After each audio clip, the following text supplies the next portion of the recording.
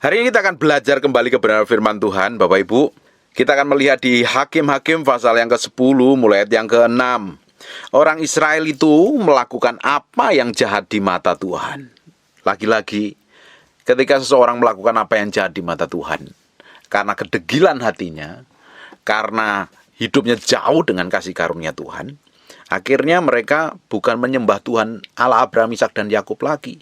Ini bangsa Israel yang sudah bertahun-tahun melihat penyertaan Tuhan, belajar kebenaran firman Tuhan, hidup sesuai dengan ketetapan-ketetapan ilahi. Pada titik tertentu dia selalu beribadah kepada Allah lain. Selalu kecenderungan dalam hati. Bangsa ini tuh selalu jahat terus. Sudah diperlihatkan penyertaan Tuhan. Sudah melihat pertolongan Tuhan. Sudah melihat keajaiban dan mujizat Tuhan. Tetap saja mereka hatinya masih degil. Pingin melihat Allah yang bisa dipandang mata. Kalau kita beribadah kepada Allah yang kadang kita perlu hikmat pengertian, perlu iman untuk melihat Allah secara ilahi. Tapi kecenderungan hati manusia itu pingin melihat Tuhan secara fisik. Makanya dia beribadahnya kepada Baal. Orang hari ini mencari Tuhannya pada hal yang kelihatan. Kemarin kita sudah belajar. Seseorang itu pingin ngalami Tuhan. Pingin kenal Tuhan. Siapapun yang diciptakan oleh Maha Pencipta ini pingin cenderung kenal kepada Sang Maha Pencipta itu sendiri. Karena dia nggak kenal Tuhan, dia nggak ngalami kebenaran, dia nggak mendapat pewahyuan mengenal Yesus Kristus sebagai Tuhan dan Raja. Orang mencari Tuhan dengan cara yang lain. Dia bisa menyembah pohon, menyembah gunung, menyembah batu, menyembah patung, menyembah seorang, menyembah pribadi. Nah, bangsa Israel pun juga sama. Ketika hatinya cenderung jahat melakukan apa yang di mata Tuhan, dia menyembah Baal, mencari Tuhan yang lain. Orang itu kalau hatinya nggak nempel kepada Tuhan, orang itu kalau hatinya nggak benar-benar hidup takut akan Tuhan, mencintai dan mengasihi Tuhan, cenderung hatinya itu kan menyembah orang lain, menyembah dirinya sendiri, menyembah egonya, menyembah hawa nafsunya, menyembah emosinya, menyembah hartanya, menyembah jabatannya, bahkan menyembah ciptaan Tuhan sendiri. Bapak Ibu, hati ini meski nempelnya kepada Tuhan, harus mengasihi Tuhan. Jangan pernah hatimu lepas dari Tuhan. Nempel kepada Tuhan, kasih Tuhan, cintai Tuhan, lakukan yang terbaik untuk Tuhan, dan buat Tuhan disenangkan dengan apa yang kita kerjakan. Hidup kita ini kalau nggak nempel sama Tuhan, hidup kita bukan jadi apa-apa. Bahkan tidak akan pernah menjadi apa-apa. Hidup kita tidak akan memiliki buah, tidak memiliki dampak, tidak memiliki otoritas. Bahkan cenderung hidup kita akan menjadi kacau dan berantakan. Carang kalau tidak nempel pada pokoknya, tidak akan menjadi apa-apa. Mati bahkan. Kita ini kalau nggak nempel sama Tuhan, kita ini kalau nggak benar-benar bergantung sepenuhnya kepada Tuhan, kita akan hancur. Kita akan diserang musuh. Orang kalau tidak dalam perlindungan Tuhan, orang kalau nggak bergaul intim dengan Tuhan, orang kalau hatinya tidak berpaut kepada Tuhan, berpaut kepada yang lain, dia seperti membuka celah. Ujungnya pasti berancur, ujungnya pasti kacau, ujungnya pasti berantakan. Kalau udah sampai seperti itu, setan akan hancurkan. Setan akan selalu cari celah, iblis selalu cari celah dalam kehidupan kita. Celah untuk masuk dalam kehidupan kita untuk menghancurkan adanya dosa. Semakin kita jauh dari kasih karunia Tuhan, semakin kita hidup tidak sesuai dengan kebenaran firman Tuhan, hidupmu akan mudah hancur dan dikuasai setan. Hati kita mesti nempel kepada Tuhan. Nah, bangsa Israel ini selalu ketika jauh dengan Tuhan, dia melakukan apa yang jahat di mata Tuhan. Mereka beribadah kepada Baal, kepada Baal dan para Asitoret, kepada para Allah orang Aram, para Allah orang Sidon, para Allah orang Moab, para Allah Bani Amon, dan para Allah orang Filistin. Tetapi Tuhan ditinggalkan mereka dan kepada dia mereka tidak beribadah. Mengerikan sekali. Padahal ngelihat dari zaman Musa, zamannya Yosua, melihat bagaimana penyertaan luar biasa dalam hakim-hakim sebelumnya, Tuhan itu selalu menyertai bangsa Israel. Ini bangsa yang dikasihin Tuhan. Selalu ketika dia menyembah bukan Allah Abraham, Ishak dan Yakub, akhirnya dikuasain musuhnya. Dan dia tidak pernah belajar dari kesalahan itu loh. Hatinya terlalu keras. Hatinya terlalu degil. Dia mudah sekali tergoda dengan godaan-godaan yang di luar Tuhan. Lah anak Tuhan hari ini pun juga banyak yang gampang tergoda dengan hal yang dari luar yang bukan datangnya dari Tuhan kok. Orang kadang dibutakan mata hatinya dengan kekayaan. Dibutakan dengan jabatan. Dibutakan dengan posisi. Dibutakan dengan pasangan hidup yang lebih kaya, lebih diberkati kelihatannya, dan akhirnya menjual imannya kepada Tuhan. Berapa banyak orang menjual imannya? Orang yang tidak mengalami Tuhan secara pribadi itu, dia akan mudah meninggalkan Tuhan. Dia anggap Tuhan, ya biar sajalah, Tuhan kan juga sama dengan agama. Tuhannya agama orang lain. Toh Tuhan juga tidak kelihatan. Dipikir seperti itu. Dengerin baik-baik. Tuhan yang kita sembah, Tuhan yang kita layanin, Tuhan yang setiap hari kita datang kepada Dia. Dia adalah Allah yang hidup. Dia menyertai kita, dia tinggal dalam diri kita, dia menuntun hidup kita. Dan buktinya ada, kuasanya nyata, real. Tapi kalau kita ini gak hormatin, gak hargain Tuhan, kita anggap Tuhan sambil lalu. Tinggal tunggu waktu aja kehancuran akan jadi dalam hidupmu. Tinggal tunggu waktu, kerusakan, kehancuran, babak belur hidupmu, kebangkrutan, kemiskinan, kemelaratan akan menyertai hidupmu kalau engkau jauh daripada Tuhan. Jangan pernah tinggalkan Tuhan dalam hal apapun juga. Sekalipun kau dalam keadaan kondisi terpepet, dalam kondisi babak belur, dalam kondisi sedang hari ini beberapa orang sedang hidup dalam dosa, dalam kondisi keluargamu sedang di ujung tanduk, keuanganmu hancur dan berantakan, mungkin pelayananmu gak berkembang bertahun-tahun. Justru cari Tuhan. Jangan pernah tinggalkan Tuhan sedetik pun. Cari Tuhan. Ini hati kita ini, kita harus benar-benar fokusnya kepada Tuhan. Daging kita ini mesti kita paksa untuk cari Tuhan loh. Kalau tidak, daging ini kita akan ngikutin semua keinginan dunia. Kalau daging ini kita turutin, kita akan jauh hidup dari kasih karunia Tuhan. Kita harus taruh hati kita, hidup kita sepenuhnya kepada Tuhan. Taruh sepenuhnya kepada Tuhan. Semakin kita taruh hati kita, hidup kita sepenuhnya di hadapan Tuhan, tambah hari hidup kita semakin dipakai Tuhan, diberkatin Tuhan, diurapin Tuhan, disertain Tuhan, dan diubahkan Tuhan. Jangan pernah meninggalkan Tuhan dalam apapun. Ini bangsa Israel meninggalkan Tuhan. Dia beribadah kepada Allah-Allahnya orang lain. Allah yang mati, patung, berhala. Ketika bangsa Israel tidak lagi menyembah Allah yang hidup, Allah Abraham, Ishak, dan Yakub. Ayat yang ke-7. Lalu bangkitlah murka Tuhan terhadap orang Israel. Ia menyerahkan mereka ke dalam tangan orang Filistin dan Bani Amon. Setiap mereka menyembah, hatinya bukan kepada Allah Abraham, Ishak, dan Yakub. Menyembah Baal dan berbuat jahat. Tuhan murka. Di mana ada penyembahan berhala, di mana ada dosa, di situ hati orang itu selalu berbuat jahat.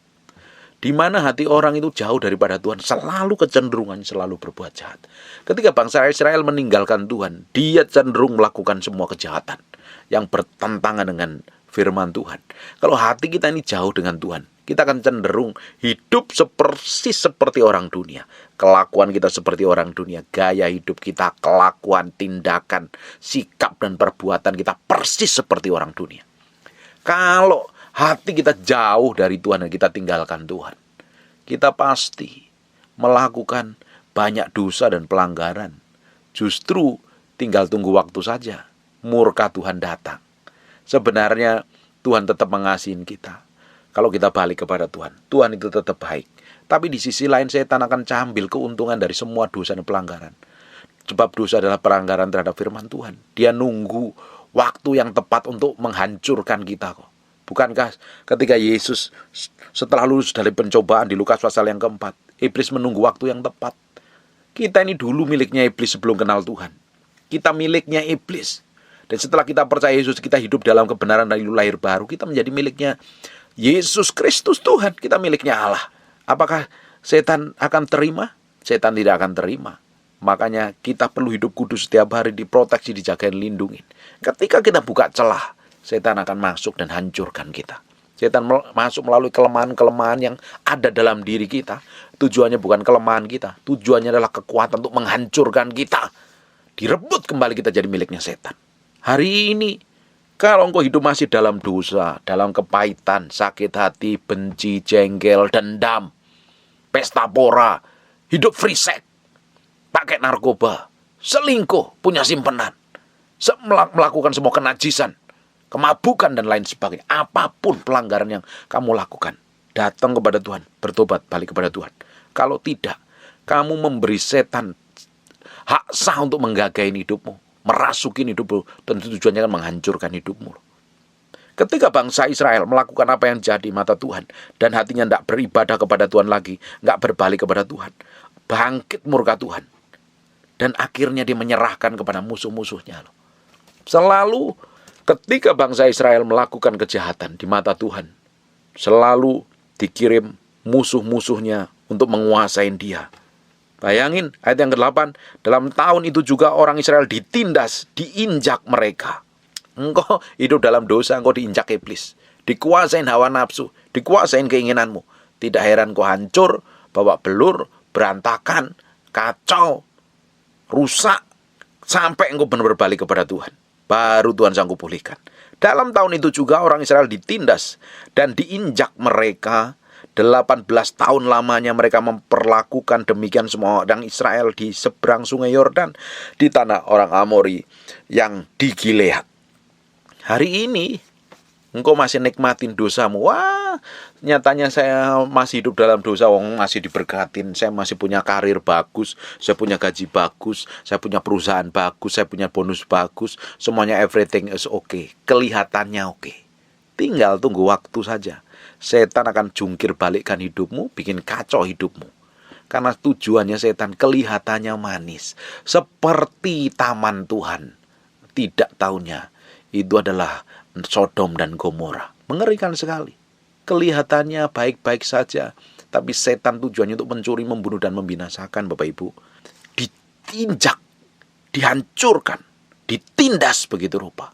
Ditindas, hidupnya tidak merdeka lagi. 18 tahun lamanya. Karena melakukan apa yang jadi mata Tuhan dan meninggalkan Tuhan. Hari ini jangan nunggu lama-lama.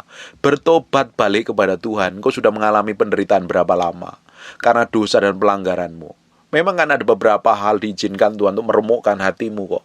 Diizinkan hal yang engkau tidak melakukan dosa, engkau tidak melakukan pelanggaran, tapi diizinkan proses itu, nikmatin. Tapi bagi orang yang sudah melakukan dosa dan pelanggaran, engkau tahu, orang itu melakukan dosa dan pelanggaran, hidup gak benar di hadapan Tuhan itu tahu, dia itu tahu, ngerti. Hati nuraninya itu berbicara kalau dia melakukan hal yang tidak benar. Kalau itu sudah melakukannya seperti itu bertahun-tahun, tidak mau bertobat, tinggal tunggu waktu saja. Iblis akan hancurkan, iblis akan tindas hidupmu, akan injak hidupmu begitu rupa, sampai tertekan begitu rupa. Balik kepada Tuhan. Butuh pertobatan. Hari ini kita butuh bertobat setiap hari. Hidup benar, hidup takut akan Tuhan, hidup menyerahkan hati kita ini sepenuhnya kepada Tuhan. Jangan pernah tinggalkan hidupmu sendiri, dikuasain oleh keinginan dan hawa nafsumu. Kita harus taruh hidup kita ini sepenuhnya di tangan Tuhan. Taruh sepenuhnya hidup kita di tangan Tuhan. Pak, saya ini sudah tertindas hari ini. Pak, saya sudah sedang mengalami pencobaan. Pak, saya sudah mengalami permukaan. Pak, saya sudah mengalami begini. Pak, Tuhan kok belum tolong. Jalan terus sama Tuhan. Jangan pernah tinggalkan Tuhan. Cari Tuhan sungguh-sungguh. Kenali Tuhan sungguh-sungguh. Tuhan akan lakukan sesuatu yang ajaib dan dahsyat. Hari ini, kita ini menjadi anak-anak Tuhan. Sebelum kita bertobat, sebelum kita kenal kebenaran, kita masih hidupnya bejat, rusak, ngawur. Yesus rela mati di kayu salib menebus dosa kita. Apalagi hari ini engkau sedang mengalami problem dan masalah dengan hatimu cinta Tuhan. Tuhan tidak akan pernah tinggalkan hidupmu. Amin. Ayat yang ke-9. Dan Bani Amon pun menyeberang sungai Yordan untuk berperang melawan suku Yehuda, suku Benyamin, dan keturunan Efraim, sehingga orang Israel sangat terdesak, dikuasain, dijajah, didesak begitu rupa, sampai gak punya kekuatan, hancur kekuatan bangsa, dijarah begitu rupa. Perhatikan baik-baik. Dan Bani Amon pun menyeberangi sungai Yordan untuk berperang melawan suku Yehuda, suku Benyamin, keturunan Efraim, sehingga orang Israel sangat terdesak. Dosa membuat setan akan mendesak hidupmu sampai terpepet, kamu nggak bisa melakukan apa-apa, dikuasain, dijerat begitu rupa. Zaman perjanjian lama, Ketika bangsa Israel hidup tidak takut akan Tuhan, hidup jahat di mata Tuhan, dia melakukan penyembahan berhala, Tuhan selalu hancurkan. Ingat tentang bangsa Israel, Harun dengan para orang Israel di padang gurun ketika Musa berdoa nyari Tuhan, dan lama nunggu Musa. Bahkan imam besarnya ngumpulin emas, bikin patung tuangan, emas dari emas, patung lembu dari emas, dituang, dipanasin, pakai patung lembu dan disembah-sembah. Ujungnya apa? Tuhan murka dan dibinasakan. Berkali-kali seperti itu. Berkali-kali ketika bangsa Israel nyembah berhala, nyembah Baal, dia tidak menyembah Allah Abraham, misalnya, dihabisin. Hari ini engkau nggak nyembah Tuhan, hatimu nyembah dirimu sendiri. Engkau nyembah dagingmu, bahkan kau hidup dalam dosa. Tuhan nggak hancurkan kamu kok. Tuhan kita itu Tuhan baik, tapi setan yang hancurkan hidupmu. Kan kau beri hidupmu sepenuhnya kepada setan untuk digagahi dan dikuasai. Hari ini setan yang menguasai hidupmu. Bukankah peperangan kita adalah melawan roh-roh jahat di udara di Efesus pasal yang ke-6? Penghulu-penghulu yang jahat, roh teritorial. Musuh kita hari ini adalah roh jahat di udara. Kita nggak punya musuh secara fisik, secara daging. Karena peperangan kita bukan melawan darah dan daging, melawan setiap tipu daya si jahat. Kalau engkau nggak cari Tuhan sungguh-sungguh dan hidupmu jahat di hadapan Tuhan, setan akan bikin kamu terdesak begitu rupa, tersesat seperti itu, sampai kamu nggak punya kekuatan lagi. Hatimu koreksi dan kedalaman batinmu, cari Tuhan sungguh-sungguh, berseru sama Tuhan.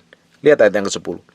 Lalu berserulah orang Israel kepada Tuhan, katanya, kami telah berbuat dosa terhadap engkau, sebab kami telah meninggalkan Allah kami lalu beribadah kepada Baal.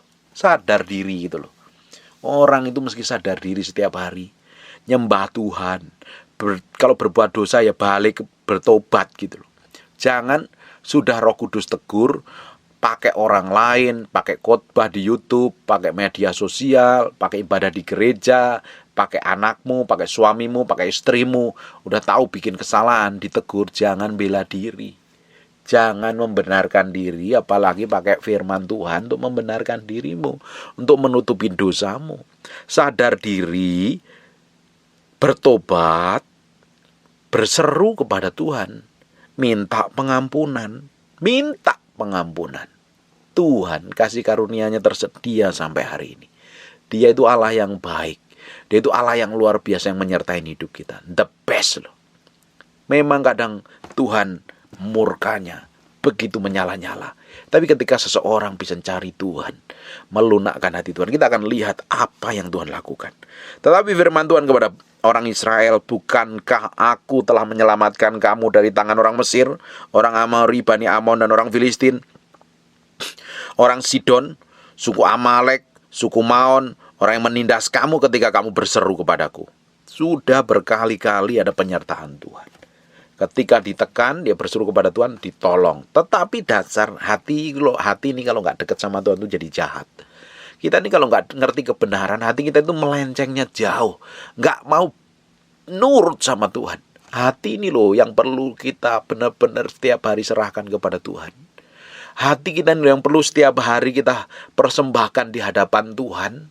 Makanya kita perlu berdoa, perlu kita saat teduh, kita membangun keintiman, kita perlu belajar firman setiap hari, dengerin firman tuh, supaya hati kita ini lurus. Ini hati ini nggak boleh jauh dari Tuhan, Bapak Ibu. Hati kita perlu nempel kepada Tuhan. Kalau hati kita ini jauh daripada Tuhan, hati kita ini jahat, kita hidup mau kita sendiri, kita jalan benarnya sendiri. Bapak Ibu kalau nggak ngerti kebenaran firman Tuhan aja coba, pikiranmu, kemauanmu, kehendakmu ngikutin apa yang kamu mau, seenak perutmu sendiri. Dan ini perlu diluruskan, ini perlu ditaklukkan setiap hari kepada firman. Jiwamu, pikiranmu, kehendakmu, apa yang kamu pikir, apa yang kamu rasa, apa yang kamu mau, itu perlu takluk sepenuhnya kepada Kristus. Makanya setiap hari kita bergantung sepenuhnya kepada Tuhan. Minta dipimpin Roh Kudus, dipegang tangan kita, dipegang hati kita. Kalau enggak nih jahat, nanti diperlakukan buruk sedikit sama orang lain udah teriak, jerit, marah. Reaksi kita tidak sesuai dengan kebenaran firman Tuhan. Ketika kita mengalami kesesakan sedikit aja hati kita udah mulai menggerutu, ngomel. Kita lupa dengan kebaikan Tuhan yang selama ini kita nikmatin. Kita ngalami tekanan sedikit rasanya mau nyerah. Karena kita pikir kekuatan kita udah habis. Padahal kita lupa bahwa Tuhan selama ini menyertain kita. Mengurapin kita. Bikin breakthrough, bikin mujizat. Ini loh hati ini kalau nggak nempel kepada Tuhan setiap hari. Cenderung mikirin diri sendiri. Lupa dengan semua yang janji Tuhan. Kebaikan Tuhan yang selama ini Tuhan kerjakan dalam kehidupan kita. Ayat yang ke-14, pergi sajalah berseru kepada Allah lain, kepada Allah yang telah kamu pilih itu, biar mereka menyelamatkan kamu pada waktu kamu terdesak. Kata orang Israel kepada Tuhan, kami telah berbuat dosa, lakukanlah kepada kami segala yang baik di matamu. Hanya tolonglah kiranya kami sekarang ini. Berapa banyak orang hari ini yang berdoa nggak dijawab-jawab Tuhan. Belum mengalami breakthrough, belum mengalami terobosan, masih tetap sabar. Padahal waktunya sudah hari tambah mendesak. Dengerin baik-baik Bapak Ibu. Kalau engkau hari ini belum dijawab Tuhan, belum mengalami breakthrough, tetap cari Tuhan. Lunakkan hati Tuhan. Lembutkan hati Tuhan dengan engkau bertobat, sembah dan senangan dengan pujian dan penyembahan yang keluar dari mulutmu itu. Jangan malah menyerah. Jangan pakai mulutmu untuk menggerutu, ngomel, ngeluh, komplain bahkan. Akhirnya nyalain orang lain. Justru kalau Tuhan belum jawab doamu, kamu semakin berseru kepada Tuhan. Semakin cari Tuhan sungguh-sungguh. Cari Tuhan sungguh-sungguh. Kenali Tuhan sungguh-sungguh. Sembah Dia. Kalau Tuhan belum jawab, artinya kita semakin harus berubah. Semakin mendekat sama Tuhan. Semakin menyerahkan hidup kita sepenuhnya kepada Tuhan. Ayat yang ke-16, perhatikan baik-baik. Dan mereka menjauhkan para allah asing dari tengah mereka. Lalu mereka beribadah kepada Tuhan. Bertobat dahulu. Jauhkan dahulu. Ketika mereka berdoa, berseru sama Tuhan, tetapi belum menjauhkan para allah asing dari tengah mereka, Tuhan belum melakukan apa-apa. Tapi ketika orang Israel menjauhkan para allah asing dari tengah mereka, lalu beribadah kepada Tuhan, sesuatu terjadi luar biasa. Hari ini Tuhan belum jawab doamu, kamu masih sedang struggle, kamu masih sedang berjuang, belum terjadi terobosan. Coba cek, jauhin semua kedaginganmu, dimatikan, disalibkan itu. Semua penyembahan berhalamu. Apa yang menjadi berhala dalam hidupmu? Dagingmu, egomu, dosamu, hartamu, kemauanmu, kehendakmu, atau apapun yang bisa menjadi berhala dalam diri kita. Hari ini kita menyembah berhala itu tidak perlu datang ke gunung, kawi mungkin, nyembah pohon, nyembah batu, nyembah laut, nyembah bulan, nyembah bintang. Tapi kalau kita ini sudah menomor duakan Tuhan, Tuhan udah jadi nomor 2 dalam kehidupan kita. Kita udah nggak lebih banyak lagi waktu yang kita utamakan untuk Tuhan. Tuhan udah menjadi nomor 2. Bisa saja yang menjadi nomor 1 itu hobimu, pekerjaanmu, karirmu, mobilmu, istrimu, anakmu, suamimu, atau apapun juga yang kamu lakukan lebih banyak. Kamu lebih banyak buang waktu di sana. Kamu lebih banyak habiskan waktumu di sana. Lebih utamakan di sana daripada kamu mengutamakan Tuhan. Kamu sudah menjadi penyembah berhala. Yesus harus menjadi yang utama dalam kehidupan kita. Makanya hukum pertama dan terutama adalah kasihlah Tuhan Allahmu dengan segenap hatimu dan segenap jiwamu, segenap kekuatanmu. Kita harus mengasihi Tuhan, mencintai Tuhan. Kita menomor satukan Tuhan lebih dari apapun juga. Kalau engkau sudah menomor 2kan Tuhan, dan ada nomor 1 yang lain, kamu sudah menjadi berhala. Itu perlu dijauhkan dahulu. Mungkin yang menjadi berhalamu adalah kekhawatiranmu, kecemasanmu, ketakutanmu. Bisa menjadi berhala. Karena itu yang kamu pikirkan, itu yang kamu renungkan siang dan malam. Itu yang nempel di dalam hatimu. Harusnya Tuhan. Bisa juga pelayananmu. Karena semakin hari pelayanannya semakin banyak, tapi lupa membangun keintiman dengan Tuhan. Lupa berhubungan intim dengan Tuhan. Lupa bersekutu dengan Tuhan. Pelayananmu bisa jadi berhala loh. Gerejamu jadi berhala. Bahkan pendetamu juga bisa jadi berhala. Tuhan harus jadi yang utama dan terutama. Singkirkan dulu semua berhala yang nempel dalam hidup kita. Dibuang jauh-jauh. Ketika bangsa Israel mulai menjauhkan para allah asing dari tengah mereka, lalu sungguh-sungguh beribadah kepada Tuhan, terjadi breakthrough dan terobosan. Tapi ketika dia bertobat dulu, Tuhan masih kasih argumen. Kamu minta pertolongan aja sama Allah yang kamu sembah selama ini. Tapi ketika bangsa Israel melakukan sesuatu yang berbeda, dia mulai menjauhkan para Allah asing. Perhatikan baik-baik ayat 16. Dan mereka menjauhkan para Allah asing dari tengah-tengah mereka. Lalu mereka beribadah kepada Tuhan. Maka Tuhan tidak dapat lagi menahan hatinya melihat kesukaran mereka. Powerful. Saya baca ayat ini nangis. Tuhan itu tetap baik. Tuhan ketika kita ini bertobat, sungguh-sungguh mencari Dia, kita buang semua berhala dalam diri kita. Kita cintai Tuhan, kita kasihi Tuhan, kita hormatin Tuhan, kita utamakan Tuhan. Tuhan tidak lagi dapat menahan hatinya. Ternyuh, maskul. Lihat tuh kisahnya Yesus ketika melihat seseorang yang nempel dalam hidupnya, maskul hatinya. Ketika Yesus melihat Maria, hatinya ternyuh, maskul. Ketika melihat perempuan yang mengurapi kepalanya dengan minyak yang mahal itu, hatinya benar-benar, ini lu orang memberikan persembahan hidupnya sepenuhnya untuk aku. Hari ini harusnya hati kita persembahkan sepenuhnya kepada Tuhan. Kita tinggalkan semua dosa dan pelanggaran kita. Kita tinggalkan semua kenajisan dan kekotoran yang masih nempel dalam hidup kita. Kita setiap hari cari Tuhan, kita cintai Tuhan, kita hormatin Tuhan, kita nomor satukan Tuhan dalam kehidupan kita. Kita sembah sungguh-sungguh. Kita dedikasikan hidup kita sepenuhnya di hadapan Tuhan untuk menyenangkan hatinya. Menyenangkan hatinya saja. Menyenangkan hatinya saja. Hidup kita, penyembahan kita, perkataan kita, tindakan kita, perlakuan kita, bahkan kita memperlakukan orang lain pun yang terbaik. Kita hormati Tuhan lebih dari apapun juga. Akhirnya Tuhan tidak dapat lagi menahan hatinya melihat kesukaran mereka. Tuhan itu tetap baik adanya, Bapak Ibu. Kamu hari ini melakukan dosa, pelanggaran, kejahatan kayak apapun juga, bertobat balik kepada Tuhan. Tuhan terima. Kalau engkau bertobat dan engkau jauhkan dari semua kejahatan hatimu daripada Tuhan sanggup pulihkan. Tuhan sanggup pulihkan keuanganmu. Tuhan sanggup pulihkan keluargamu. Tuhan sanggup pulihkan bisnismu. Tuhan sanggup pulihkan pelayananmu. Tapi kalau engkau masih ngotot hidup dalam dosa, kamu menyerahkan dirimu kepada setan. Tuhan gak akan berikan perlindungan lagi. Setan yang akan hajar kamu. Setan yang akan binasakan kamu. Tuhan kita tetap baik kok. Tapi banyak orang gak sadar. Mentang-mentang Tuhan baik, mentang Tuhan itu luar biasa, pengampunannya tersedia, kasih karunia melimpah, dia tetap melakukan dosa, bertobat lagi, melakukan dosa, bertobat lagi, melakukan dosa, bertobat lagi, seenak perutnya sendiri. Dia pikir tetap Tuhan lakukan sesuatu, kok nggak tetap menerima upah yang dosa yang kamu lakukan di muka bumi ini loh. Makanya perlu bertobat dan cintai Tuhan, kasihin Tuhan. Jangan tobat dosa lagi, komitmen. Kamu tuh nggak cinta Tuhan kalau kayak seperti itu. Kamu mencintai dagingmu. Harusnya sekali kita ambil keputusan untuk bertobat, berbalik mencintai Tuhan. Cintai Tuhan sungguh-sungguh. Dedikasikan hidupmu sepenuhnya untuk Tuhan. Tuhan kita tetap baik.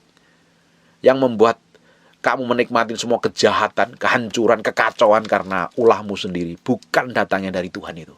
Datangnya dari setan karena kamu memberikan hidupmu kepada setan. Kamu melakukan dosa dan pelanggaran kok. Tuhan kita tidak pernah menghancurkan hidup kita. Tuhan kita tetap mempromosi. Tuhan tetap hobinya memberkati. Tuhan yang mengurapi, menyertain kita kok. Kalau sampai hari ini hancur hidupmu, itu bukan dari Tuhan. Itu dari setan karena kamu melakukan pelanggaran dan dosa. Tidak ada perlindungan tudung darah anak domba dalam hidupmu. Sehingga setan bisa gagahin hidupmu dan kacaukan hidupmu. Balik, bertobat, ambil keputusan untuk mencintai Tuhan, mengasihi Tuhan. Tuhan kita itu hebat dan luar biasa. Bayangin Bapak Ibu, ini bangsa Israel melakukan dosa, hidup jahat di mata Tuhan. Dia bertobat, dijauhkan Allah asing dari tengah mereka, dan beribadah sungguh-sungguh kepada Tuhan. Akhirnya Tuhan tidak dapat lagi menahan hatinya. Tuhan tolong, Tuhan bikin breakthrough. Bayangin Bapak Ibu, kalau bangsa Israel setiap hari ini hidup takut akan Tuhan, nyembah Tuhan, kira-kira apa yang terjadi? Semakin powerful hidup. Hidupmu hari ini, kalau semakin hari semakin jatuh cinta sama Tuhan, hidup dalam kekudusan, hidup cinta akan Tuhan, hidup dalam doa, hidup dalam penyembahan, hidup respek dan hormat akan kebenaran firman Tuhan, hidup respek dan hormat akan hadirat Tuhan. Tambah hari, makanya di kitab Korintus dijelaskan kau akan bertolak dari iman satu kepada iman yang lain. From glory to glory, dari kemuliaan satu ke kemuliaan yang lain. Semakin hari semakin powerful penyertaan Tuhan, semakin powerful, semakin diurapi, semakin diberikan hikmat, semakin diberikan pengertian, semakin diberkati. Hidupmu akan memiliki dampak yang luar biasa. Kekristenan yang sejati, makanya harusnya bertolak dari iman yang satu pada iman yang lain yang semakin hari semakin disempurnakan. Makanya Tuhan ngomong, engkau akan naik terus dan tidak akan pernah turun. Itu akan digenapin kalau kita setiap hari berjalan dalam hadirat Tuhan, dalam hidup takut akan Tuhan, melayani Tuhan, menyembah Tuhan, mendedikasikan hidup kita sepenuhnya kepada Tuhan. Amin. Apapun yang kamu kerjakan hari ini, mau jadi pendeta dan hamba Tuhan, semakin kau dedikasikan hidupmu, sembah Tuhan, cari Tuhan, hormati Tuhan, hidup dalam kekudusan, bergantung sepenuhnya kepada Tuhan, bergaul intim dengan Tuhan, kenali Tuhan, luangkan waktu lebih banyak, pelayananmu semakin hari semakin powerful. Bukan berdasarkan otak, strategi manusia, tapi karena ada promosi yang datangnya dari Tuhan. Dampak apapun yang kamu lakukan dalam pelayanan akan menjamah banyak orang.